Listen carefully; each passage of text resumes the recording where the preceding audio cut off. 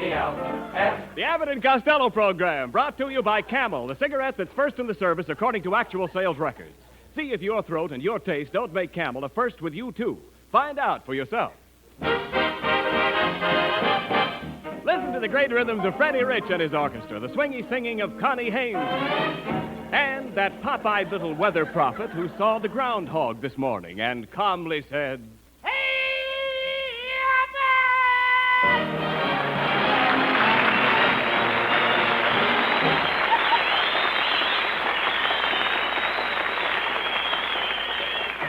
Hey, Costello, where in the world have you been? I've been looking for you all day. Oh, Abbott, I'm a very busy man. I spent the whole day in my backyard hanging prunes on my orange tree. Hanging prunes on your orange tree? Who told you to do that? My gardener. He said the orange tree needed pruning. What a dope. Your gardener meant you should get a ladder and saw the limbs. I don't need no ladder. I saw the limbs from my window. Oh, look. What kind of limbs can you saw from your window? The limbs of Ruby Poolcue. She lives next door. No, That's my girl, you know. No, I understand. I'm talking about the limbs on your tree. Did you saw the limbs? Certainly I saw the limbs. They was hanging right in front of me. No, you don't. Yeah, I am cockeyed or something. I saw them. Just a minute. Did you saw them off? Oh, I just told you I saw them on. No, Costello. You don't saw them on. You saw them off. They was off. How could I see them? Look, because you had to see them when you saw them. I had to see them when I saw them. What kind of English is that? Costello, when I say saw, I don't mean the kind of saw you saw when you see. I mean the kind of saw you saw when you saw. Oh, you don't mean the kind of saw you saw when you see. You mean the kind of see you saw when you see saw. Now you've got it. I don't even know what I'm talking about. Costello, I'm trying to tell you how to prune a tree. Look, Costello, if you want your tree to grow good oranges, it's got to be trimmed before the sap rises. Before the sap rises? Yes. Mm-hmm. That's right. What time do you get up? Yeah. Will you talk sense? Look, what kind of oranges grow on your trees? Oh, the regular kind, round ones. No. Are they Valencias or navel oranges? Oh, these are navel oranges. How do you know? I saw a sailor picking some. No. How can you be so stupid? You can tell the difference between oranges by the color of the juice. Did you ever squeeze one of your oranges? Oh, yeah. And what came out? Milk. Milk? Yeah. How could your oranges have milk in them? I got the trees from a nursery.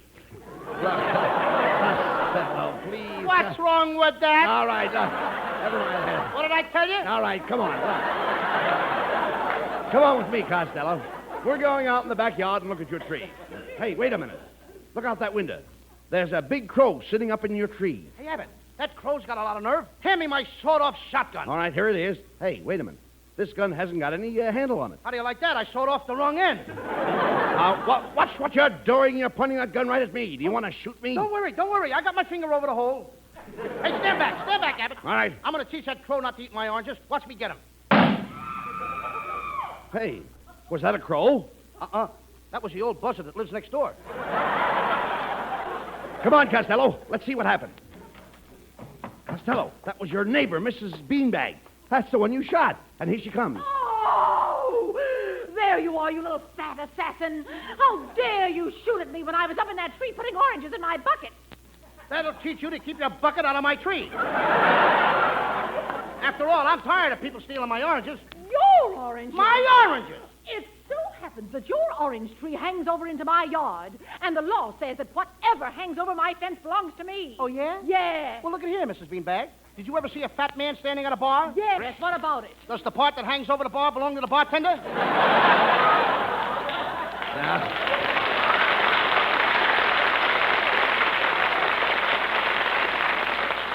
Now, Costello, apologize to Mrs. Beanbag for knocking her out of the tree. Come on. She ought to apologize to me. What did I do? What did you do? You fell on my hedge and bent my verbenias. Costello, will Not you only stop- that, you stamped on my... Yes, listen. What please. other kind of flowers I got there? Never mind that. Will you stop fighting with the Stamped lady? on my hollyhockuses. Never mind. I couldn't say the word. All right, well, just don't fight with the lady, please. Yes, young man, you have very bad manners. In my day, men didn't fight with women. In your day, the men were too busy fighting the Indians. That did it. I've heard enough. I'm going to call my husband. Homer! Oh, there you are. Homer! I've just been insulted. Come here and speak to this ruffian. Yeah, I'm going to speak to All right, Homer, we're only on a half hour. Come on. I'm going to speak to the... Hello, ruffian. Look, Mr. Beanbag, Costello made a very serious mistake. He shot at your wife. Oh, he made a worse mistake than that. What could be worse than Costello shooting at your wife? He missed her. Oh. Oh, no, Beanbag. You made a worse mistake than that. Yeah, what's that? You married her. Oh, yeah. Oh, Homer Beanbag, are you going to stand there while this man insults me? No, I'm not going to stand. Bring me a chair. I've had enough of both of you. Mr. Costello, I'm taking you into court. I'll teach you to fire your shotgun at a defenseless woman. All I was doing was picking a few oranges. Picking a few oranges. Now, look here, Mrs. Beanbag. I've been watching you for weeks. I didn't mind when you reached up and took a few oranges for breakfast. I didn't even mind the times when you came out and filled your apron with my oranges. But today, when you climbed my tree with your bucket and hung from a branch by your nose so you could pick with both hands, you not only impute on my citrus grove, but you have filched my marmalade.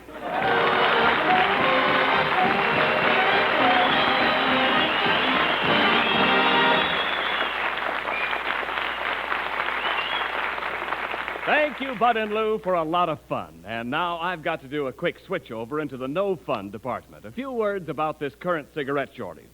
No, I'm not going into a lot of long explanation, but I do want to say this on behalf of the makers of Camels. They made more Camels in 1944 than ever before in their history, and production schedules for 1945 provide for even more. Still, the demand for them cannot be met. But when you do get Camels, they're still Camels.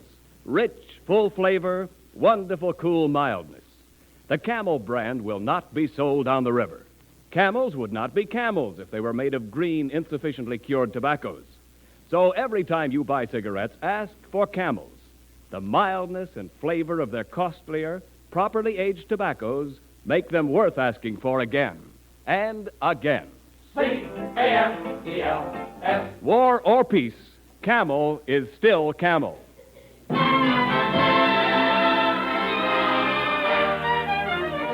Camel Cigarettes now presents Freddie Rich with a wonderful arrangement of Begin the Begin.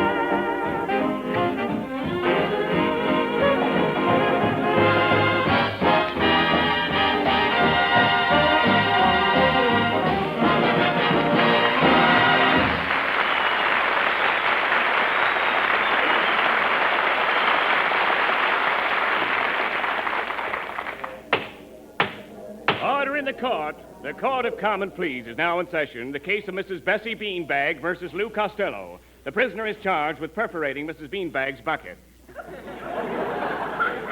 Look, Mrs. Beanbag, why can't we drop this case? I didn't mean to shoot at you. Honest, I didn't. I'm a nice little fellow. Why, I even leave my chewing gum under theater seats for other people. Please, Mrs. Beanbag. Well, Costello, I'm willing to drop the whole case if you'll pay me 50 cents to get a new bucket. Gee, you're a swell woman. Here's your 50 cents. No, you don't, Costello. Abbott, let Wait a me minute. pay the 50 cents. You'll do nothing of the kind. If you... I served her said into no. this. Let me pay her. I said no. Now, listen. If you give that woman that money, it shows you're guilty. We're going to fight this case. I've hired you a lawyer. I am Grandi. As a lawyer, I am dandy. Hey, look. It's Kitzel. Yes. Hey, Abbott, now get this guy out of here. I'll get my Uncle Artie Stebbins to defend me. This Kitzel ain't no lawyer. Now, just a second, Mr. Can't smell you. Can't smell me. Yes. Costello! All right, well, I'll have you to know I happen to be one of the greatest legal minds in the world. In my first case, I defended Dreyfus. Alfred Dreyfus of Devil's Island? No, reckless Dreyfus from Coney Island. Oh, now don't give me that stuff, Kitzel. You don't look like a lawyer to me. Oh, Pish-Pash, you don't look like a lawyer to me. And why don't I look like a lawyer to you? You've got your hands in your own pockets. I got my hands in my own pockets. What do you know? I'm broke. Look, Abbott, please let me pay Mrs. Beanbag the 50 cents, and then I can get out of here. Who over my debt habeas corpus, Mr. Castillo? You know, we can't lose this case. Just remember that old saying, a bird in the hand is worth. Go ahead. There's more. Everybody rise. Presenting His Honor, Judge Sam Quentin Leavenworth. All right, bailiff. Bring in the first. Bring in the next. Bring in the whole case.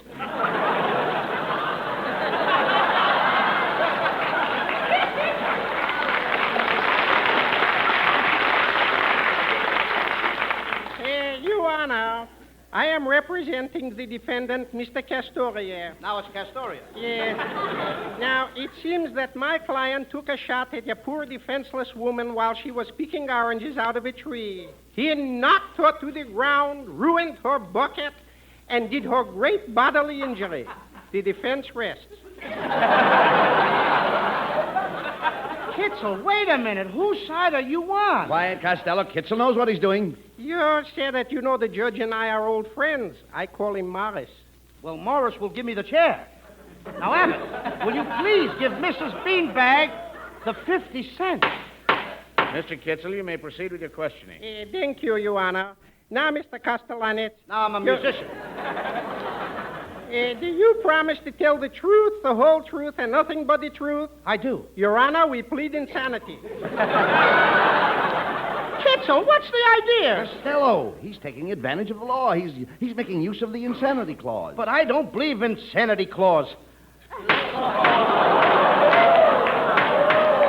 That's the way it's written.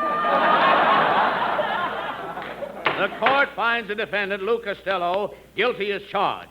He will pay Mrs. Beanbag 50 cents or serve 30 days in jail. Abbott, please let me give this woman her 50 cents. Oh, no, you don't. No, sir, you know, because we're going to appeal this case to a higher court.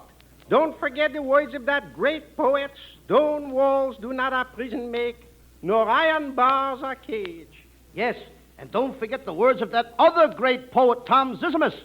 He says 30 days has September, April, June, and Lou Costello.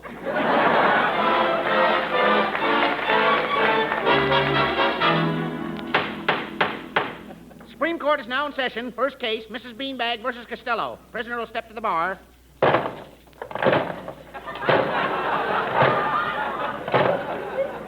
Costello, are the chains heavy? Abbott, would you mind holding up this 500-pound ball? Why don't you please let me pay Mrs. Beanbag the 50 cents?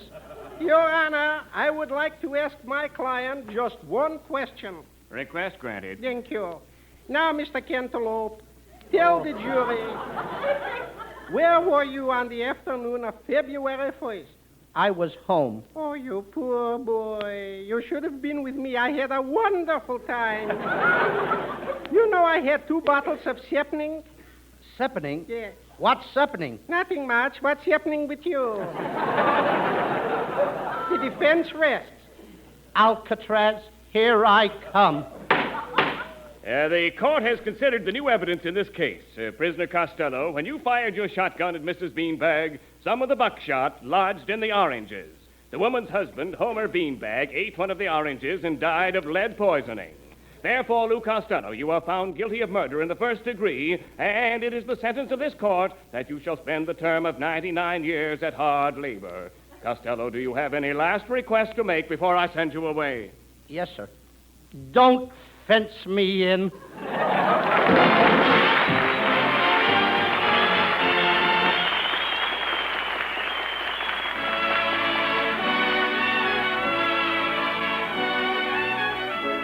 Responding to hundreds of requests from her Camel fans, Connie Haynes repeats her treatment of the trolley song. With my high starch collar and my high top shoes and my hair high up on my head, I went to lose a jolly hour upon the trolley and lost my heart instead. With his light brown derby and his bright green tie, he was quite the handsomest of men. I started to yen, so I counted to 10, then I counted to 10 again. Clang, clang, clang went the trolley. Ding, ding, ding went the bell. Zing, zing, zing went my heartstrings. For the moment I saw him, I fell. Chug, chug, chug went the motor. Bump, bump, bump went the brake. Thump, thump, thump went my heartstrings. When he smiled, I could feel the car shake. He tipped his hat and took the seat. He said he hoped he hadn't stepped upon my feet. He asked my name, I held my breath. I couldn't speak because he scared me half to death. Buzz, buzz, buzz went the buzzer. Flop, flop, flop went the wheel. Stop, stop, stop went my heartstrings. As he started to leave, I took hold of his sleeve with my hand, and as if it were planned, he stayed on with me, and it was grand just to stand with his hand holding mine to the end of the line.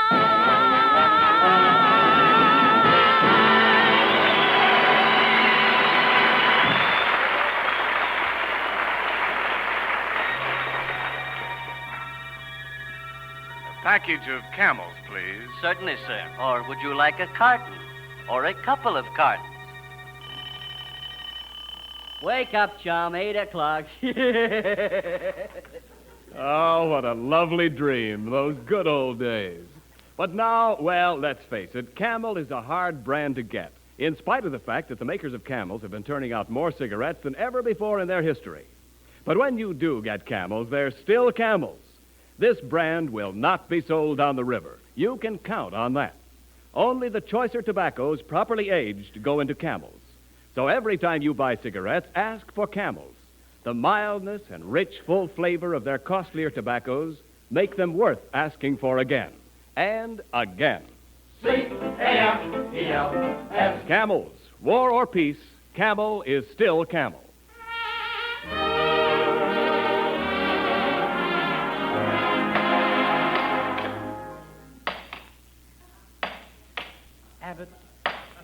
Abbott, What? will you please get me off this rock pile? Costello, why are you always complaining?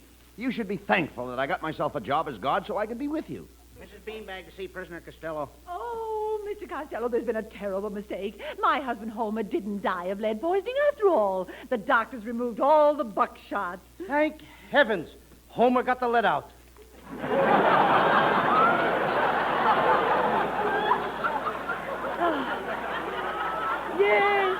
Yes, I'm so happy. Tomorrow morning you can walk out of here a free man. Guard, put the prisoner in his cell until morning. All right. Costello, in you go. Abbott.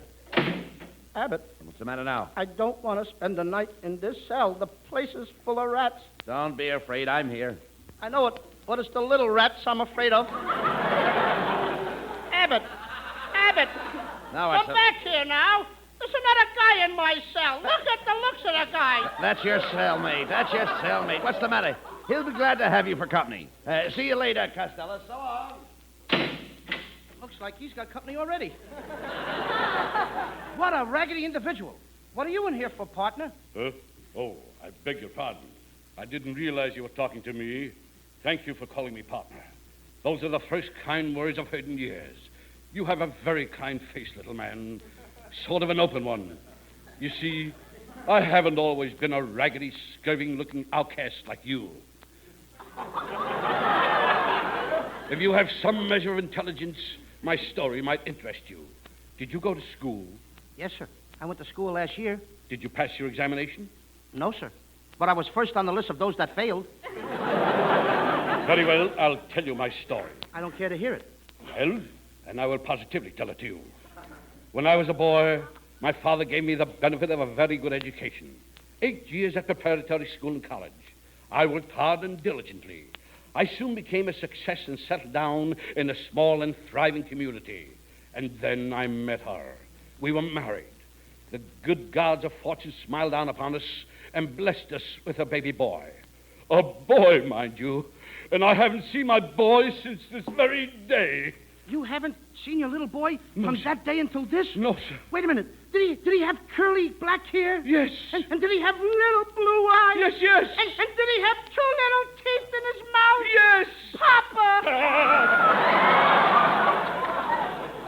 I worked harder than ever for my little family, and then one day, the other man came into my life.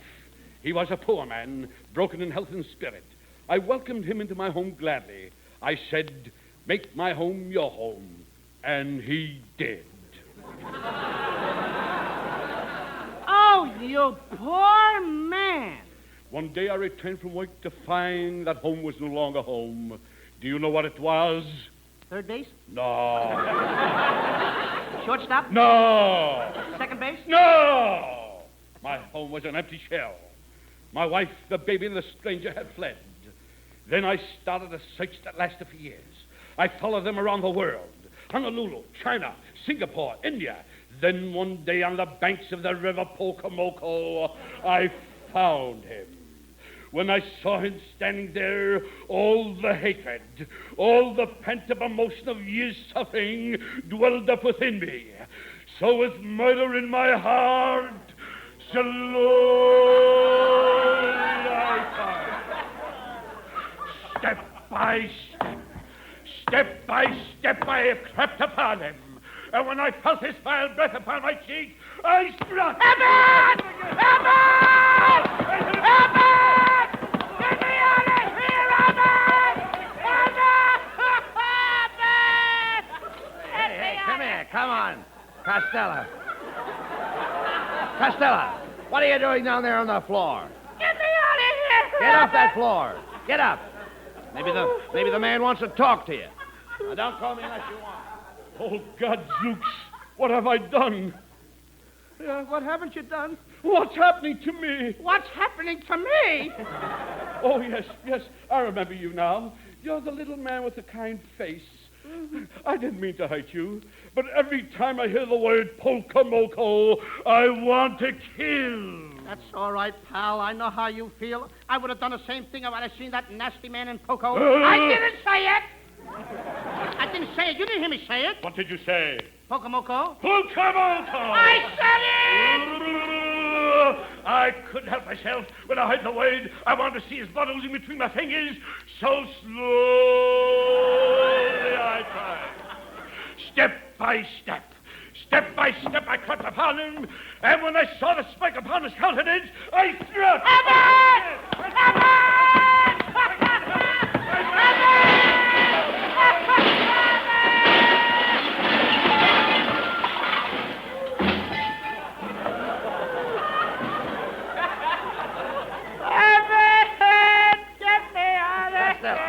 Costello, what are you doing on that floor? I put you in here to keep the man company. Get me Now out. get up. Abbott, get me out. Come on, get up. Here comes the warden. Mr. Costello, I have here your release. You've been completely exonerated, and you may leave the jail at once. Well, Costello, shake hands with your old cellmate and let's get going. Not me. I don't think I'd better go near that guy, Abbott. He eats too many Wheaties. Oh, nonsense. He looks like a nice old man. He might have been a nice old man once, but something must have happened to him at Poco. I didn't say it!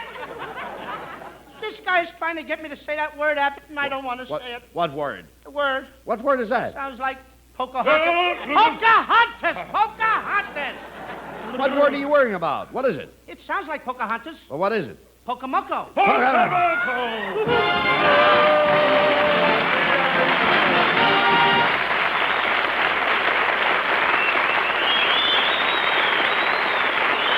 Abbott and Costello will be back for Camel cigarettes in just a moment.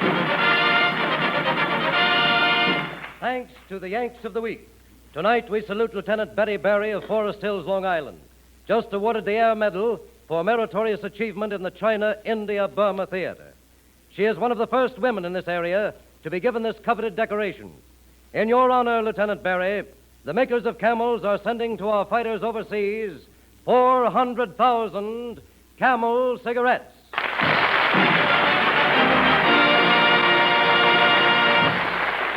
Each of the 3 Camel radio shows honors the Yank of the Week by sending free 400,000 Camel cigarettes overseas. A total of more than 1 million Camels sent free each week.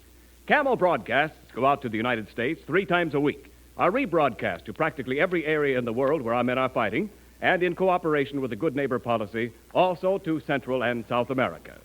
Listen tomorrow to Jimmy Durante and Gary Moore, Monday to Bob Hawke in Thanks to the Yanks, and next Thursday to Abbott and Costello. And now, here are Bud Abbott and Lou Costello with the final word.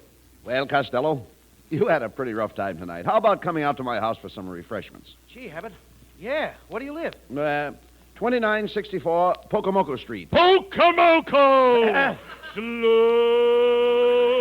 I turn. Get me out of here! Good night, folks. Good night. Everybody. Good night to Ann. Good night, everybody.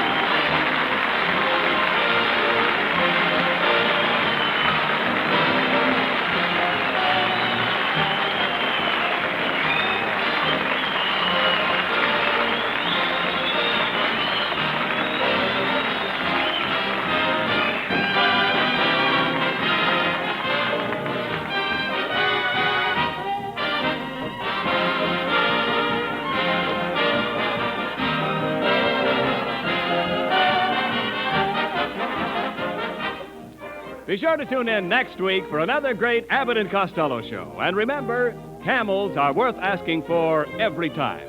See for yourself how Camel's mildness, coolness, and flavor click with you.